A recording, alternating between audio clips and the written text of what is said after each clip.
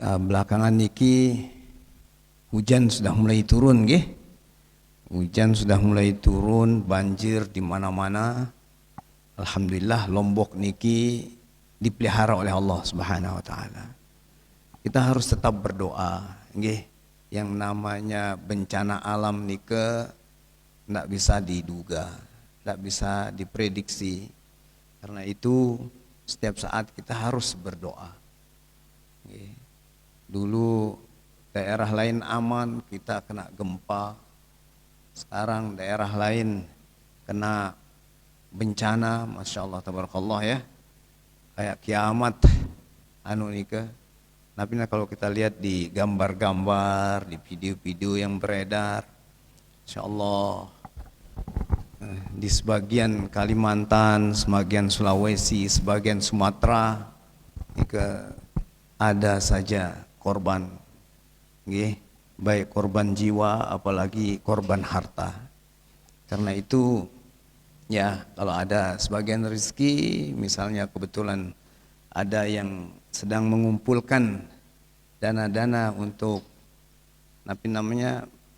bencana, ya sila kita sama-sama ulurkan tangan 5.000, 10.000, berapa rezeki yang ada sila. Ini sebagai tanda bahwa kita sebagai sesama muslim, ya sesama manusia, bahkan mempunyai solidaritas sosial. Ya, kita bisa merasakan napi yang dirasakan oleh saudara-saudara muslim kita di sana. Daerah-daerah Sulawesi sama Kalimantan daerah-daerah muslim, banyak sekali muslimnya. Demikian pula di Aceh, di Sumatera Barat, bahkan di daerah yang kita ketahui di daerah Karo dan sebagainya, walaupun mayoritasnya Kristen, juga banyak sekali orang-orang Muslim di sana. Karena itu, mari kita buka hati dan pikiran kita bahwa saudara-saudara kita tengah mendapatkan cobaan dari Allah Subhanahu wa taala. Mudah-mudahan mereka diberi kemudahan oleh Allah Subhanahu wa taala, diberikan ketenangan, ketentraman. Ya, yang namanya cobaan kita harus sabar. Mudah-mudahan Allah Subhanahu wa taala mencurahkan rahmatnya kepada mereka dan memberikan pertolongannya lewat tangan-tangan para dermawan. Pemerintah kita juga sudah turut serta, pemerintah NTB juga turut serta, hampir seluruh Indonesia ya, turut serta berkontribusi untuk meringankan beban mereka yang kena bencana. Bapak-bapak dan ibu-ibu hadirin yang dirahmati oleh Allah Subhanahu wa taala, hujan juga kadang banyak mendatangkan rahmat, tapi terkadang juga karena tangan kita yang merusak alam. Wa idza qila lahum la tufsidu fil ardi, ada larangan untuk merusak alam, tetapi orang-orang yang tidak peduli dengan alam, mereka yang tidak peduli dengan ajaran-ajaran Islam, biasanya lari juga ikut serta merusak alam. Bapak Ibu hadirin yang dihormati oleh Allah Subhanahu wa taala, yang menganjurkan pada pelungguh senamian, sila besok kita ramaikan pengajian kita, kita ramaikan. Ya, kelihatan sekarang mungkin karena hujan, pagi-pagi dingin, dia siang-siang sedikit sudah panas. Kalau tidak hujan, kalau hujan males kesana kemari, akhirnya takut hujan, ibu-ibu agak kurangan kelihatannya ini, agak semangatnya agak kurang. Bapak-bapak juga apalagi, bapak-bapak agak kurangan. Ini siswa-siswi juga telat-telat datangnya. Masa semuanya kita salahkan hujan? Tidak boleh, nggih. Nggih, hujan itu juga mengandung rahmat dari Allah Subhanahu wa taala, membawa kesuburan bagi kita semua. Bahkan kalau hujan, ketika hujan kita berdoa, Masya Allah, tabarakallah, disitulah karunia Allah Subhanahu wa taala turun deras, lebih deras dari hujan tersebut ketika kita berdoa. Pada kesempatan ini kita sedikit mengingat kenapa ada beberapa pertanyaan kenapa sebagian dari hamba Allah Subhanahu wa taala niki itu dijadikan oleh Allah Subhanahu wa taala kekasihnya. Mengapa sebagian dari kita ini dipilih oleh Allah Subhanahu wa taala menjadi walinya di dunia ini. Ternyata ketika kita simpulkan dari awal sampai akhir, sebenarnya wali itu adalah mereka yang melaksanakan perintah Allah. Perintah ini ke hal-hal yang wajib sifatnya dilaksanakan dan menjauhi segala larangannya. Hal-hal yang bersifat haram itu berupaya dijauhinya. Demikian pula untuk mendapatkan kasih Allah Subhanahu wa taala, cintanya. Kalau tadi kita telah melaksanakan kewajiban kita kepada Allah Subhanahu wa taala, maka untuk mendapatkan cinta Allah itu harus dibarengi. Dalam berbagai kesimpulan disimpulkan cinta Allah itu muncul ketika kita melaksanakan hal-hal yang bersifat sunnah. Hal yang bersifat sunnah. Masya Allah, tabarakallah, banyak hal-hal yang bersifat sunnah yang kita lakukan ketika kita datang di pengajian. Pelunggu duduk niki dengan tenang itu sudah sunnah, mendengarkan sudah sunnah, mendapatkan ilmu pahalanya sudah pahala wajib. Pelunggu datang kemari mencari ilmu, bismillahirrahmanirrahim, saya datang mencari ilmu. Kita diwajibkan mencari ilmu dari dalam sebuah majelis. Ketika kita turut mengaji, maka kita sudah melaksanakan banyak sekali hal-hal yang bersifat sunnah. Dari 5 pekerjaan, dari 5 rukun Islam nika, di setiap rukunnya nika banyak hal yang bisa kita kembangkan. Di sholat misalnya banyak sholat sunnah yang bisa kita kerjakan untuk mencapai cinta Allah Subhanahu wa taala. Demikian pula di zakat. Ada zakat, sedekah, infak, kurang rizkinya, tidak sampai nisabnya, kita bisa berinfak. Kurang rizkinya di masa sulit-sulit, kita bisa bersedekah di masa sulit kita. Disitulah kita menarik cinta Allah Subhanahu wa taala. Banyak rezeki kita bisa berzakat. Kita bisa berwakaf dan sebagainya. Itu terkait dengan zakat. Rukun Islam, bagian dari rukun Islam. Demikian pula di puasa. Masya Allah, tabarakallah. Puasa ini di samping bermanfaat secara fisik, fisik kita bisa menjadi sehat, badan kita bisa menjadi sehat dengan puasa. Artinya ketika orang puasa, maka ada hal-hal yang seharusnya tumbuh bisa tidak tumbuh di dalam tubuh. Penyakit yang seharusnya tumbuh bisa tidak tumbuh. Makanya orang yang terdeteksi berpenyakit kanker itu dianjurkan dia banyak-banyak berpuasa. Banyak-banyak berpuasa. Kenapa? Berpuasa nih bisa membuat sistem kekebalan tubuh menjadi bagus, sehingga kanker itu pun di samping dia tidak dapat makan karena kita tidak makan juga, dia bisa kerdil, tidak bisa tumbuh sebagaimana mestinya ketika kita puasa. Dan disitulah bisa dilawan kanker itu dengan obat-obatan. Demikian kata dokter terkait dengan penyakit-penyakit besar. Banyak juga penyakit-penyakit yang biasa-biasa kita lakukan. Katanya kalau kita berpuasa, puasa sunat, insya Allah akan bisa membuat imun, kekuatan, kekebalan tubuh kita bertambah. Niki, jadi berbahagialah Bapak Ibu yang sudah biasa berpuasa, belajar berpuasa, berpuasa. Yang belum berpuasa sila kita belajar berpuasa. Mulai dari mungkin berat. Puasa itu kalau kita puasa Daud, kan kata Nabi, sabda Nabi, puasa yang paling bagus adalah puasa saudara saya, Daud. Nah, puasa Nabi Daud katanya sehari puasa, sehari tidak. Ya, jadi jarak-jarak 1 hari.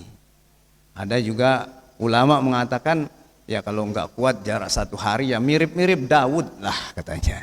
Jarak 1 hari puasa, 2 hari tidak, 3 hari ketiga puasa lagi itu. Jarak-jarak 2 hari. Tetapi Nabi kita mengajarkan kita untuk melatih diri berpuasa, minimal berpuasa 3 hari dalam satu bulan.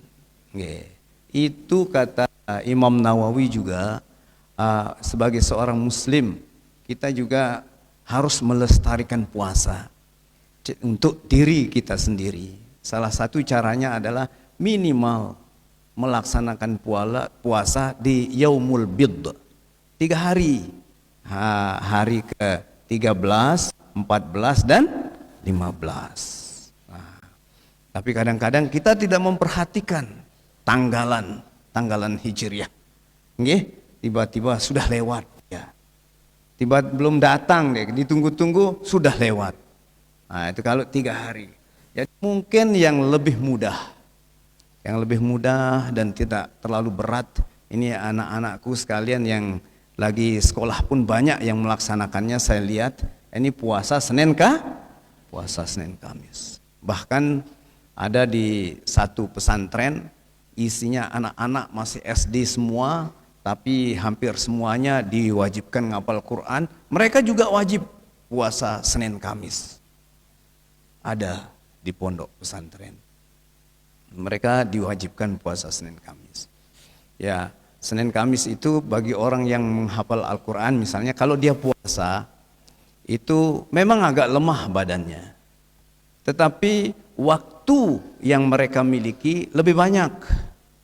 Ya, yang biasanya kalau enggak puasa dia ngemil. Kalau ngemil sambil ngaji enggak bisa. Ngemil sambil ngapal Quran, makan kerupuk sambil ngapal Quran, keslek. Ya? Bisa kesedak. Enggak bisa. Jadi kalau orang ngapal Quran banyak puasanya, itu akan lebih banyak waktunya. Nah, Nabi besar Muhammad SAW itu juga ketika ditanya, beliau dilihat oleh sahabat, secara zahir dilihat oleh sahabat, sangat banyak puasanya, jarang ditinggalkan, itu puasa Senin dan Kamis.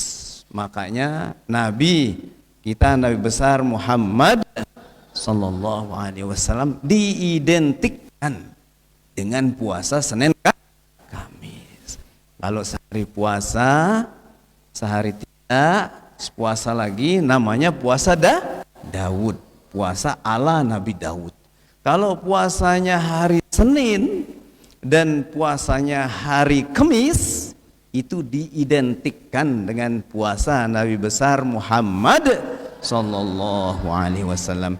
Jadi disebutkan itu sebagai puasa Nabi besar Muhammad sallallahu alaihi wasallam. Ya, waktu itu para sahabat bertanya kepada Utsman bin Affan,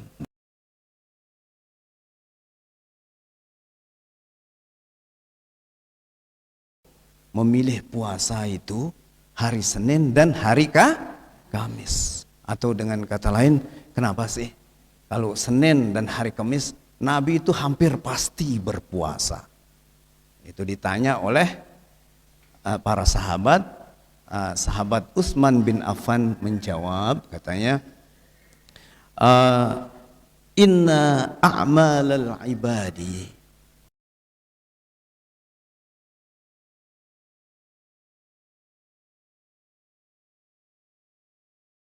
Subhanahu wa ta'ala, kita ini, amal kita itu, amal ibadat kita itu, katanya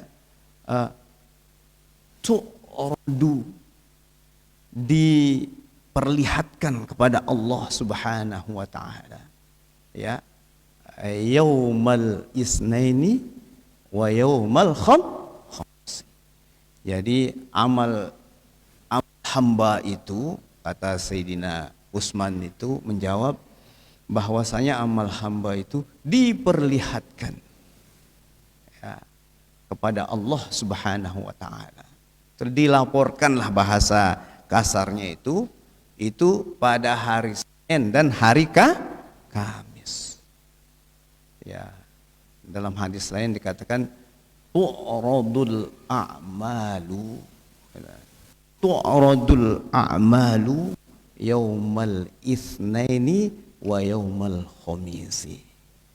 Fa uhibbu, kata Nabi, fa uhibbu an yu'rada amali wa ana shaim. Jadi Nabi mengatakan bahwa amal ibadah orang itu diperlihatkan kepada Allah, dilaporkan pada Allah Subhanahu wa ta'ala itu pada hari Senin dan Kamis. Fa uhibbu, kata Nabi, maka aku suka sekali, ayyu'rada amali wa ana shaim, diperlihatkan amalku itu ketika aku sedang berpuasa. Ingat, berpuasa nih, puasa sunat maupun puasa wajib, hal-hal yang dilarang nih sama saja. Misalnya kalau kita puasa wajib, kita menghindari perkataan-perkataan kotor. Orang puasa itu semuanya mau puasa wajib, puasa sunat, apalagi puasa sunat. Kalau berkata kotor, maka puasanya sia-sia, maka akan terhindar kita dari perkataan kotor, apalagi dosa-dosa yang lainnya. Itu yang menyebabkan puasa ini mulia, dalam pandangan Nabi, karena dia bisa menahan hawa nafsu kita untuk menjauh dari Allah Subhanahu wa ta'ala. Dan Allah sendiri suka kepada orang puasa. Orang puasa inilah, dengan cara berpuasa inilah kita akan lebih dekat kepada Allah Subhanahu wa ta'ala. Ini ke puasa banyak sekali. Kalau kita baca berbagai kitab dan buku-buku, ini ke hikmah dari puasa ini ke banyak sekali. Ada yang mencatatnya sekedar 5, ada yang mencatatnya 7, ada yang mencatatnya 9, ada yang mencatatnya 15. Bahkan tak terhingga, banyak sekali hikmah dari puasa. Yang pasti, kalau yang mengatakan hikmah puasa itu ada 4, katanya, dipandang dari satu segi ibadah. Dia ibadah yang istimewa. Kenapa? Karena Allah merasa dekat dengan, Allah akan mendekatkan diri karena mereka sepanjang hari tidurnya pun ibadah. Kalau orang puasa, kalau orang sholat tidur, maka sholatnya tidak menjadi ibadah. Kalau orang sholat Allahu Akbar, karena dia makmum, ngantuk dia, ketiduran dia, waladhdallin, amin, begitu amin baru dia bangun, amin, baca Fatihah dia, terus imamnya baca surat wadduha, tidur lagi dia. Nah, tidurnya ini malah merusak sholatnya, merusak ibadahnya. Tapi kalau orang puasa, tidurnya pun menjadi ibadah. Kenapa? Ketika dia tidur, dia tetap berpuasa. Ketika dia tidur, itu bisa menghalanginya untuk berbuat dosa. Ketika berpuasa, dia tidak melakukan hal yang sia-sia. Makanya puasanya, tidurnya orang puasa pun tetap ibadah. Itulah makanya Allah mengistimewakan orang yang berpuasa. Itu dari sisi nilai ibadahnya. Terus dari sisi pelatihan. Pelatihan mental. Dari sisi pelatihan mental katanya. Kalau orang berpuasa, itu dia menilai dirinya sendiri. Nilai kejujurannya ada pada dirinya. Tidak ada orang tahu dia puasa atau tidak. Tapi orang akan tahu ketika seseorang mengatakan dirinya puasa sunat, sedang puasa sunat. Masya Allah, tabarakallah. Niki. Dan yang ketiga istimewanya juga katanya puasa niki untuk melatih jiwa sosial. Melatih jiwa sosial maksudnya niki, andai kata kita biasa puasa Senin Kamis misalnya. Pada suatu hari kita lupa sahur. Kadang-kadang kan begitu nggih. Kadang-kadang marak waktu nike kadang senina lupa dia juga, tapi ngentengang nasi tekadi sahur lupa kadang-kadang nggih. Gitu dia. Dia dia lupa hari Kamis mungkin, atau lupa kebiasaan kita, atau memang dikira ada. Seperti itu. Nah, di situ ini melatih diri kita pribadi, jiwa sosial kita. Ini melatih jiwa kita dan melatih jiwa sosial kita. Melatih diri kita, kejujuran diri kita. Dan yang terakhir, kita bisa merasakan bahwa lapar itu seperti ini. Sehingga ketika kita mengetahui tetangga kita lapar dan sebagainya, adalah di situ rasa sosial kita muncul. Tapi kalau lihat jamaah NW niki, masya Allah, tabarakallah. Pemurah semuanya, masya Allah. Nggih, insya Allah pemurah semuanya. Yang belum puasa Senin Kamis saja, tahu keluarga atau tetangganya lapar pasti peduli. Orang madrasah segini besarnya saja bau jerisi pelinggih ibadah kan. Apalagi sekedar nyadek nasi bungkus pada tetangganya yang lapar. Ini jadi bisa melatih jiwa sosial. Jadi dari sisi ibadah, dari sisi psikologi, dari sisi sosial, apalagi pahalanya. Pahalanya. Jadi ketika kita sedang puasa, diangkat amal ibadah kita sedang puasa. Ya, kemungkinan belum sampai diperlihatkan sudah berubah itu semua catatan. Karena kita berpuasa. Senin diangkat amal ibadah. Misalnya jelu Ahad, antara Kamis dan Senin, kita mungkin pernah melakukan hal-hal yang bersifat hal kecil, tapi mau diangkat oleh malaikat, oleh malaikat laporan nike. Ada kemungkinan dalam perjalanan laporan itu, karena kita sedang dalam keadaan berpuasa, laporan itu sudah terhapuskan yang merah-merah.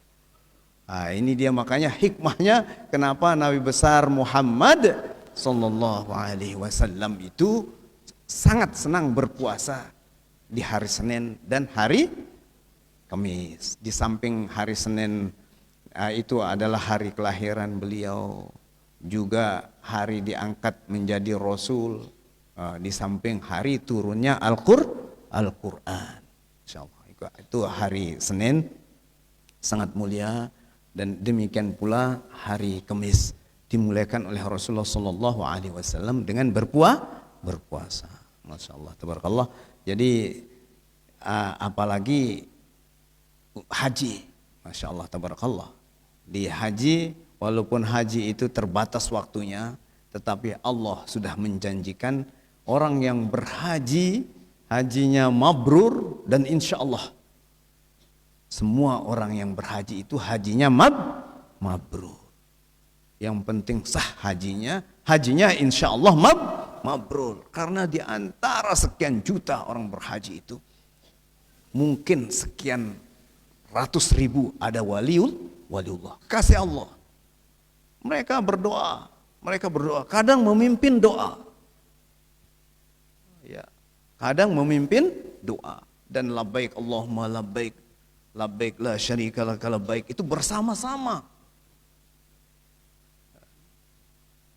Itu di dalam haji itu, walaupun waktunya sangat terbatas, itu dijanjikan oleh Allah, dia akan keluar dari dosanya seperti bayi baru lahir. Dan tidak ada ganjaran bagi haji mabrur itu kecuali surga. Masya Allah. Dan demikian pula puasa Senin Kamis tadi. Dikatakan bahwa puasa Senin Kamis itu akan menjauhkan kita dari api neraka. Kalau jauh dari api neraka, tempat selain api neraka itu namanya surga. Artinya kalau kita sudah jauh-jauh dari api neraka, kita berada di surga maksudnya itu. Nah, jadi amal ibadah, kalau amal itu sangat mulia, amal ibadah, kalau amal itu sangat besar pahalanya, maka bunyinya biasanya ada terhindar dari neraka atau dimasukkan ke dalam surga. Itu artinya pahalanya sangat besar. Termasuk puasa Senin Kamis. Nah, ini anak-anakku sekalian, nah, mari belajar puasa Senin Kamis ya, agar waktu kalian lebih banyak. Coba tes sekali. Sahur misalnya jam 3, paling 15 menit ya. Sudah puasa, setelah itu kalian niat puasa, habis subuh kalian tidak minum lagi, nggak mencari air lagi, nggak mencari sarapan lagi, nggak mencari kopi lagi. Kalau yang ngopi, ada siswa-siswi yang ngopi ya gitu. Jadi waktu kalian akan lebih banyak ya. Ya agak lemes memang, tapi kalau lemesnya bisa ditahan sedikit, insya Allah akan jauh lebih bagus ya. Kecuali sangat sibuk, sedang ujian misalnya kan. Kalau sedang ujian, mending nggak usah puasa, pakai belajar biar tenaga kalian bagus ya. Tenaga dan otaknya encer ya. Biasanya puasa tapi tidak puasa, jadi seolah-olah malaikat itu tidak mau tahu karena dia biasa puasa, terus sekarang nggak puasa, malaikat pura-pura nggak tahu, dicatat dia seperti orang puasa. Begitu dia hukumnya. Adik-adik ya, mari kita biasakan diri kita puasa Senin Kamis insyaallah. Nggih, yang rasa cukup nika dari tiang, mudah-mudahan ada manfaatnya. Jadi hal-hal yang sunat itulah justru yang mendatangkan cinta Allah, yang akan mengangkat seseorang bisa menjadi waliullah. Kalau sekedar melaksanakan wajibnya saja, yaitu kewajiban, dapat pahala sangat besar, tetapi tidak ada pahala sukarelanya. Nah, hal yang sukarela inilah yang dianggap sebagai pendekatan untuk menggapai cinta Allah Subhanahu wa taala. Demikian, wallahul muwaffiq wal hadi ila sabilir rasyad. Jangan lupa sekali lagi, besok banyak tuan guru yang hadir nggih, ibu-ibu nggih, bapak-bapak nggih, adik-adik. Semuanya jangan lupa pagian datang. Sila hitung jumlah tuan guru si datang niki. Hitung, alhamdulillah hadir tuan guru niki, kasih senyum. Nggih?